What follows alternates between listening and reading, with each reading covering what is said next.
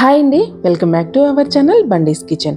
ఈరోజు వీడియోలో పన్నీర్ బటర్ మసాలాని ఎలా ప్రిపేర్ చేసుకోవాలో చూపించబోతున్నాను. ఈ కర్రీ బిర్యానీలోకైనా కానీ చపాతీ, నాన్, రోటీ, పుల్కాస్ ఏదైనా సరే చాలా అంటే చాలా టేస్టీగా ఉంటుంది.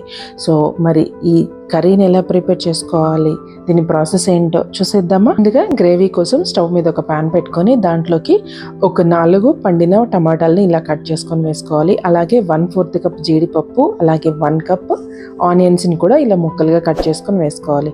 అలాగే 1 ఇంచు దాల్చిన చెక్క, ఒక 4 యాలకులు, అలాగే 6 నుంచి 7 వరకు లవంగాలను కూడా యాడ్ చేస్తున్నాను. అలాగే ఇందులోకి 1 కప్ వాటర్ని కూడా యాడ్ చేసుకొని టమాటాలు మెత్తగా ఉడికిపోయేంత వరకు వీటిని ఉడికించుకోవాలి. స్టవ్ని మీడియం ఫ్లేమ్లోకి పెట్టుకొని క్యాప్ పెట్టేసుకొని ఒక 5 మినిట్స్ అలా మీడియం ఫ్లేమ్లోకి ఉడికించుకోవాలి. అప్పుడప్పుడు క్యాప్ తీసి ఇలా కలుపుతూ ఉండాలి. ఈ టమాటాలు ఉడకడానికి మినిమం 5 to 8 మినిట్స్ అయితే టైం పడుతుందండి. నాకైతే ఒక 8 మినిట్స్ అయితే టైం పట్టింది. సో ఇలా మెత్తగా ఉడికిపోయిన తర్వాత వీటిని చల్లార్చుకొని మెత్తటి పేస్ట్ లాగా గ్రైండ్ చేసుకోవాలి. ఇవన్నీ చల్లారిపోయిన తర్వాత వీటిని ఒక మిక్సీ జార్ తీసుకొని దాంట్లోకి వేసేసుకొని కొంచెం వాటర్ యాడ్ చేసుకుంటూ ఫైన్ పేస్ట్ లాగా గ్రైండ్ చేసుకోవాలండి. సో అలా గ్రైండ్ చేసుకుంటేనే మనకి కర్రీ అనేది మంచి క్రీమీ టెక్స్చర్ అయితే వస్తుందండి. సో చూస్తున్నారు కదా, ఇలా మంచిగా గ్రైండ్ చేసుకోవాలి. సో ఇలా గ్రైండ్ చేసుకున్న తర్వాత దీన్ని పక్కన పెట్టేసుకుందాం. ఇప్పుడు కర్రీ కోసం ఒక మందపాటి కళాయిని పెట్టుకొని దాంట్లోకి ఒక 2 టేబుల్ స్పూన్ బటర్ యాడ్ చేసుకోవాలి. అలాగే ఒక 2 టేబుల్ స్పూన్ ఆయిల్ కూడా యాడ్ చేస్తున్నాను. ఇది కొంచెం హీట్ అయిన తర్వాత ఇందులోకి ఒక 10 జీడిపప్పులను యాడ్ చేస్తున్నాను. ఇవి మంచిగా బ్రౌన్ కలర్ వచ్చేంత వరకు ఈ జీడిపప్పుని ఫ్రై చేసుకొని వీటిని పక్కన తీసేసుకోవాలి.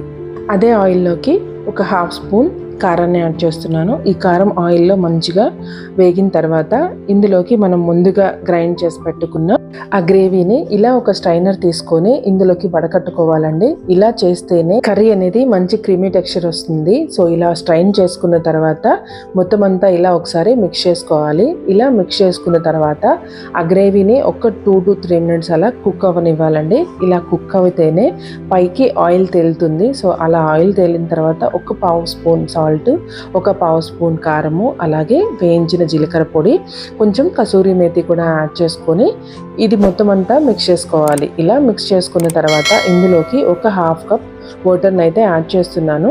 ఇలా వాటర్ యాడ్ చేసిన తర్వాత ఒకసారి మొత్తం అంతా గ్రేవీని కలిపేసుకున్న తర్వాత ఒక 5 మినిట్స్ మీడియం ఫ్లేమ్లోకి టర్న్ చేసుకొని మంచిగా కుక్ అవ్వనివ్వాలి. ఇలా కుక్ అయిన తర్వాత ఒక 5 మినిట్స్ తర్వాత గ్రేవీ కొంచెం దగ్గర పడిందండి. సో ఇప్పుడు ఇందులోకి మనం క్యూబ్స్గా కట్ చేసుకున్న పన్నీర్ని యాడ్ చేస్తున్నాను. అలాగే ముందుగా వేయించి పెట్టుకున్న కాజుని కూడా ఇందులోకి వేసానండి. సో ఒక 2 మినిట్స్ అలా మీడియం ఫ్లేమ్లోకి టర్న్ చేసుకొని ఒక 2 మినిట్స్ అలా కర్రీని ఉడకనివ్వాలి. దాని తర్వాత కొంచెం కొత్తిమీర, అలాగే ఫ్రెష్ క్రీమ్ని కూడా యాడ్ చేసుకుంటే కర్రీ అనేది చాలా అంటే చాలా టేస్టీగా ఉంటుందండి. ఇలా ఫ్రెష్ క్రీమ్ని కూడా యాడ్ చేసిన తర్వాత మొత్తం అంతా ఇలా ఒకసారి కలిపేసుకోవాలి. కర్రీని ఇలా కలిపేసుకొని ఒక 1/2 మినిట్ అలా ఉంచేసి దీన్ని సర్వింగ్ బౌల్లోకి తీసుకోవటమే.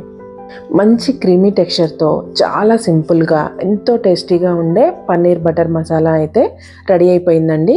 ఈ రెసిపీ మీకు నచ్చిందా? ఒకసారి ట్రై చేయండి. ఎలా వచ్చిందో నాకు కింద కామెంట్ చేయండి.